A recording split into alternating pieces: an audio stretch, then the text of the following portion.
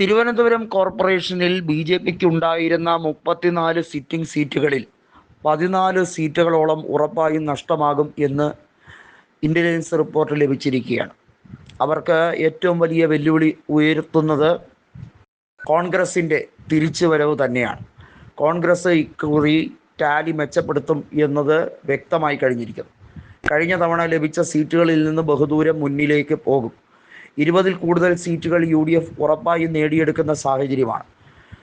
തിരുവനന്തപുരം കോർപ്പറേഷനിൽ തൂക്കുസഭയായിരിക്കുമോ എന്നുള്ളത് കാത്തിരുന്ന് കാണണം. കാരണം 2015 മോഡൽ ആയിരിക്കുമോ എന്നുള്ളതാണ് ഏവരും ഉറ്റുനോക്കുന്നത്. 2015 തിരുവനന്തപുരം കോർപ്പറേഷനിൽ ആർക്കും കേവല ഭൂരിപക്ഷം ഇല്ലായിരുന്നു. ഇടതുപക്ഷവും UDFും BJPയും ശക്തമായ ത്രികോണ മത്സരം നടത്തിയ തെരഞ്ഞെടുപ്പായിരുന്നു. എന്നാൽ 2020 BJPയും CPIMും തമ്മിൽ നേർക്കുനേർ ഏറ്റുമുട്ടലായിരുന്നു പല വാർഡുകളിലും നടന്നത്. ഇക്കുറി പക്ഷേ സ്ഥാനാർത്ഥിത്വം കൊണ്ടും അതുപോലെ തന്നെ പ്രചരണ രീതി കൊണ്ടും UDF നേതാക്കൾ വലിയ തോതിൽ പല മേഖലകളിലും മുന്നിലായി കഴിഞ്ഞിരിക്കുന്നു. പല വിവാദങ്ങൾ, പ്രത്യേകിച്ചും മുട്ടട വാർഡിലെ സ്ഥാനാർത്ഥിയായ വൈഷ്ണ സുരേഷിൻ്റെ സ്ഥാനാർത്ഥിത്വം റദ്ദാക്കാൻ വേണ്ടി CPIM കളിച്ച നാറിയ കളി ഉൾപ്പെടെ ചർച്ചാ വിഷയമായി മാറിയതിനാൽ തന്നെയാണ് തിരുവനന്തപുരം കോർപ്പറേഷനിൽ മറ്റൊരു രീതിയിലേക്ക് ട്രെൻഡ് മാറി മറിയുന്നത്. എന്നാൽ BJPക്ക് അമിത ആത്മവിശ്വാസം നല്ലതല്ല എന്നുള്ളത് ഉറപ്പായി കഴിഞ്ഞിരിക്കുകയാണ്. കാരണം നേരത്തെ BJPയുടെ ഒരു കൗൺസിലറുടെ മരണം അത് ആത്മഹത്യയായിരുന്നു എന്ന ശക്തമായ ആരോപണമുണ്ട്. ആ വിഷയത്തിൽ പ്രതിക്കൂട്ടിൽ നിർത്തപ്പെടുന്നത്, പ്രത്യേകിച്ചും ജനകീയ വിചാരണ നേരിടുന്നത് BJPയിലെ പല നേതാക്കളുമാണ്.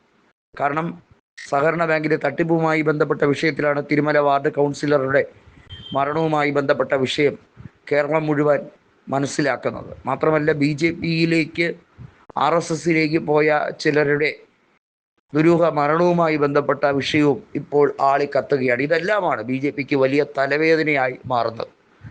തിരുവനന്തപുരം കോർപ്പറേഷനിൽ BJP അധികാരത്തിൽ വന്നാൽ 45 ദിവസത്തിനകം പ്രധാനമന്ത്രി തിരുവനന്തപുരത്ത് വരുമെന്നും ഇവിടെ ബ്ലൂ പ്രിൻ്റ് തയ്യാറാക്കുമെന്നും ഒക്കെ പറഞ്ഞ് VV രാജേഷ് എന്ന തിരുവനന്തപുരത്തെ BJPയുടെ ജില്ലാ പ്രസിഡന്റ് വലിയ രീതിയിൽ കൊട്ടിഘോഷം നടത്തുകയായിരുന്നു.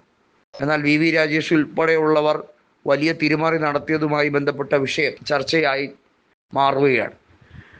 മുൻപ് ചെമ്പഴന്തി വാർഡ് കൗൺസിലറായിരുന്ന ചെമ്പഴന്തി ഉദയൻ സഹകരണ ബാങ്കിലെ തട്ടിപ്പുമായി ബന്ധപ്പെട്ട വിഷയങ്ങളിൽ നിരവധിയായ അന്വേഷണങ്ങൾ അഭിമുഖീകരിക്കേണ്ടി വന്നിരുന്നു. ഇതുൾപ്പെടെ BJPക്ക് വലിയ വിലങ്ങുതടിയാകാൻ പോവുകയാണ്.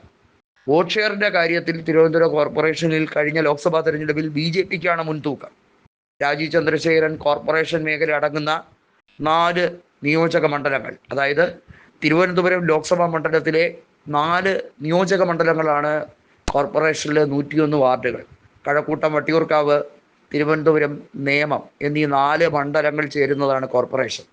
അവിടെയായിരുന്നു രാജീവ് ചന്ദ്രശേഖരന് കൂറ്റൻ ലീഡ് ഉണ്ടായിരുന്നത്. എന്നാൽ ആ ലീഡിനെ ശശി തരൂർ മറികടന്നത് തീരദേശ വോട്ട് കൊണ്ടാണ്.